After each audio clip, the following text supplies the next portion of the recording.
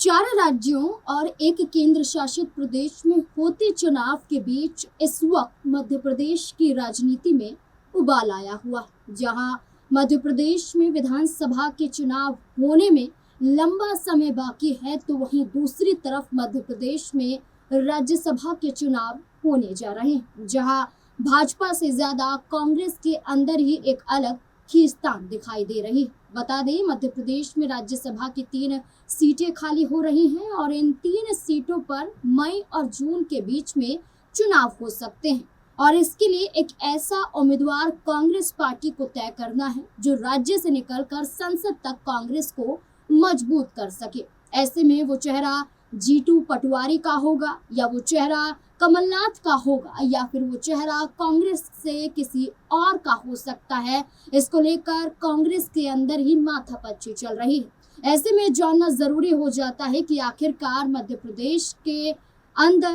कांग्रेस खेमे में जो राज्यसभा चुनाव को लेकर अभी से असमंजस की स्थिति है, जहां कांग्रेस फैसला नहीं कर पा रही है। आखिरकार क्या स्थिति बन चुकी है जहां कांग्रेस फंसती हुई दिखाई दे रही है, चलिए जानते हैं। नमस्कार, मैं हूं नाज़मीन खान और आप देख रहे हैं हमारा खास प्रोग्राम। कौन कौन सी सीटें खाली हो रही हैं? फिलहाल मध्य प्रदेश से राज्यसभा की 3 सीटें खाली हो रही हैं। कांग्रेस से पूर्व सीएम और वरिष्ठ नेता दिग्विजय सिंह की सीट है और बीजेपी से सुमेर सिंह सोलंकी और जॉर्ज कुरियन का कार्यकाल भी खत्म हो रहा है, यानी कि एक कांग्रेस की और 2 भाजपा खेमे की सीटें इसमें शामिल हैं। इसलिए कांग्रेस को चिंता है कि क्या वो एक सीट भी राज्यसभा की निकाल पाएंगे, क्योंकि मध्य प्रदेश में इन 3 सीटों के लिए मई जून के बीच में चुनाव संभावित है।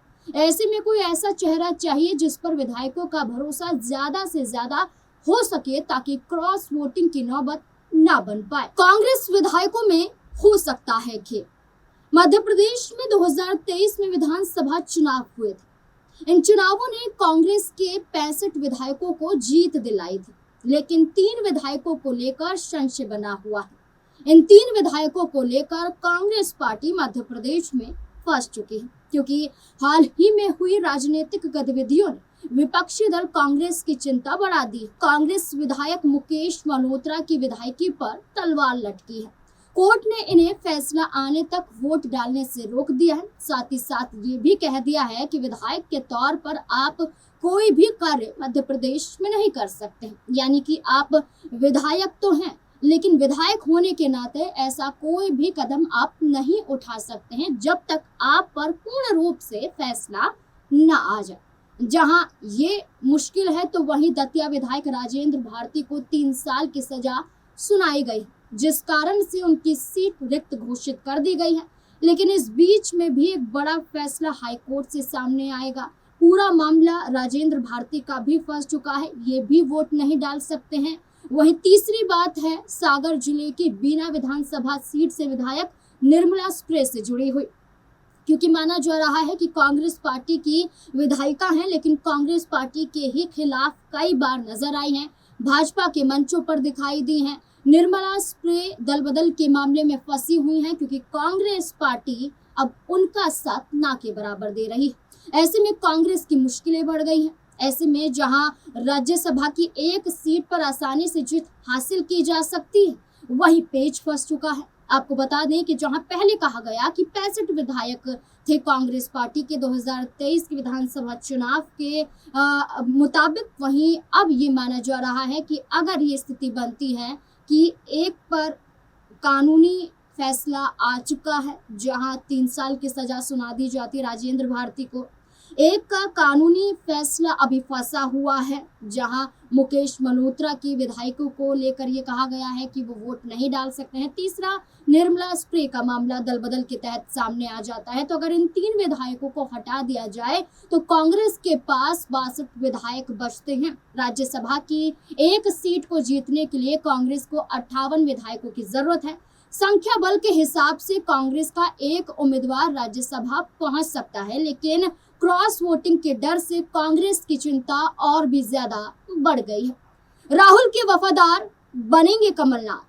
पूर्व सीएम दिग्विजय सिंह ने तीसरी बार राज्यसभा जाने से इनकार कर दिया।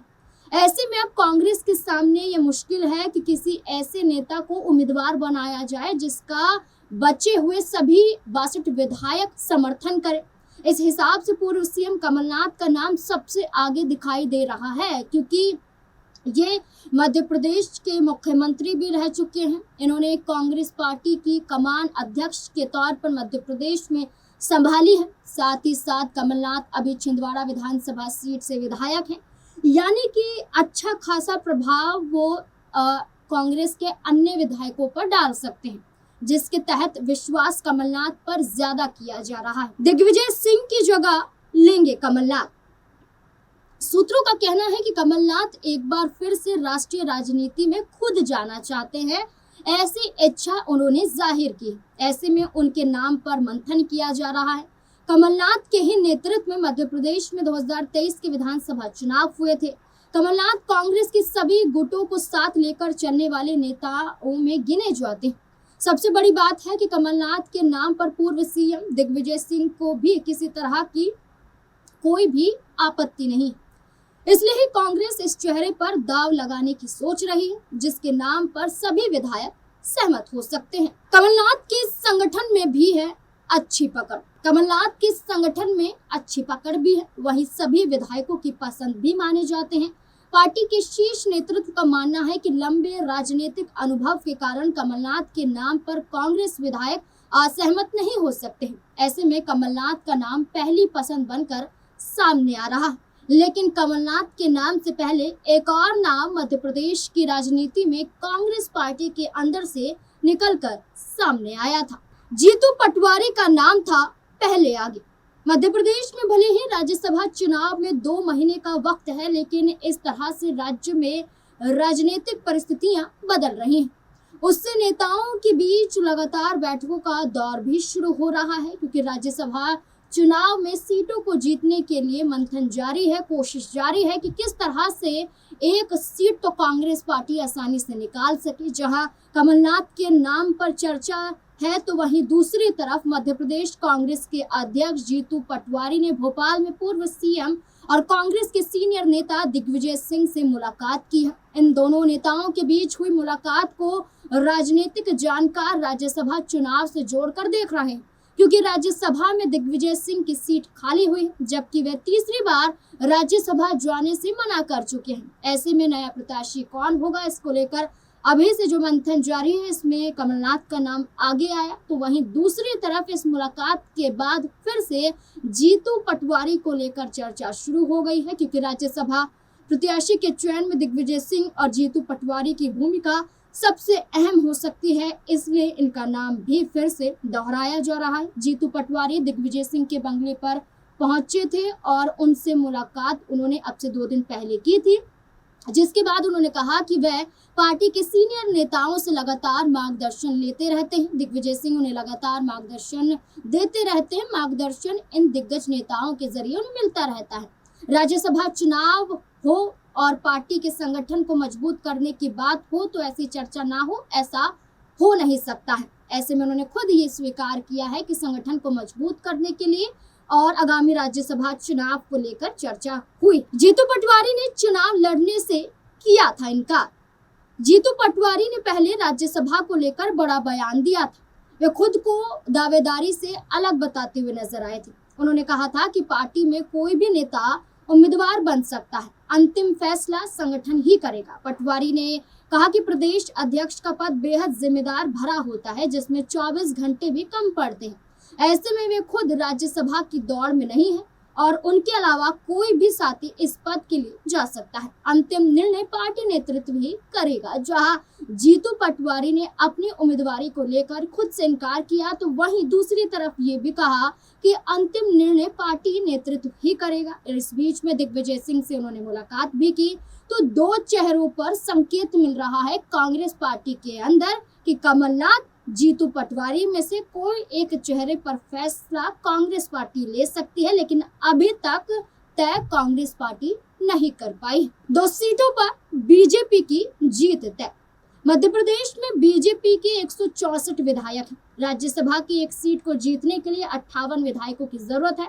ऐसे में बीजेपी की 2 सीटों पर जीत तो तय मानी जा रही है। 2 सीटों पर वोटिंग के बाद बीजेपी के 48 विधायक बच जाते हैं।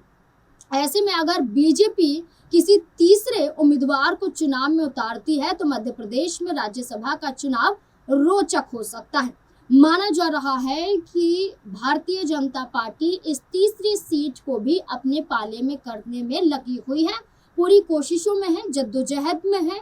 जहां भारतीय जनता पार्टी पूरी तरह से तैयार है जीत के लिए, तो वहीं कांग्रेस पार्टी को डर है कि कहीं कांग्रेस के अंदर ही क्रॉस वोटिंग का सिलसिला ना पनप जाए। इसलिए एक ऐसे चेहरे की तलाश की जा रही है जो भरोसे लायक विधायकों के आधार पर हो। गौरतलब है कि 3 सीटों में से तस्वीरें साफ हैं कि भाजपा 2 सीटों को आसानी से जीत रही है। बची तीसरी सीट पर भाजपा खेल कर सकती है, या तो उम्मीदवार उतारकर अपनी पार्टी से या निर्दलीय उम्मीदवार के तौर पर समर्थन देकर। लेकिन इन सब के बीच कांग्रेस धर्म संकट में है कि बची एक सीट पर किसे उम्मीदवार बनाया जाए, क्योंकि जीतू पटवारी एक तरफ है तो दूसरी तरफ कमलनाथ है। कांग्रेस को फैसला करना है कि जीतू पटवारी का नाम आगे किया जाए या हटाया जाए, या फिर राजनीतिक अनुभव जो रखते हैं कमलनाथ उन्हें दिल्ली की राजनीति में भेजा जाए। अब तक फैसला नहीं हुआ, लेकिन आपको क्या लगता है कि कांग्रेस पार्टी से किसे राज्यसभा के चुनाव के लिए उतरना चाहिए, जीतू पटवारी या फिर कमलनाथ? अपनी राय कमेंट सेक्शन में जरूर दें। धन्यवाद।